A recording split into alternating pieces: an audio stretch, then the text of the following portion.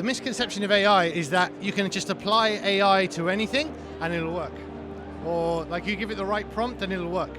Sadly, it doesn't. Because if AI is built on crummy data or missing data, it's not going to suddenly fill it in for you. So really you need to focus on making sure that your data that it's building and learning from is accurate.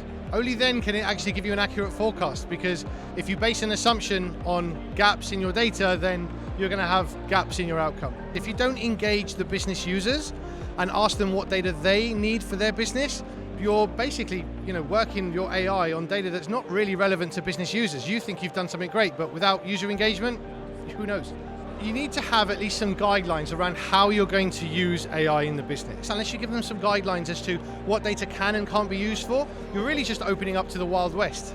And yeah, you want to target business value, but it's got to be controlled, and you don't want to leave yourself open to risks. What we bring to the table, I guess, is sort of knowing what are the typical things that people use a tool like this for, not just to meet that requirement, but also to gain extra value. So we can highlight where we've seen other organizations realize value that you haven't considered in the questions you're asking to evaluate the tool. Common pitfalls organisations fall into are to take a build it and they will come approach. So they don't think around the organisational structure to support it, but also the processes to continuously deliver value out the back of it. So they just try and put the technology in, but they don't think about actually what the outcomes are going to be, how the value is going to come out. We aim for long-term partnerships with our customers. We don't just aim to deliver the technology straight away or land one person on the floor and suddenly grow an army just to get one outcome out the door. We aim to deliver that value and show that value and measure it with our customers, and then build that long-term trust, enable them on the platform so that they know how to use it and how to sustain it, but then they bring us back in for the chunky, complex data problems that we really thrive on and really enjoy as data professionals.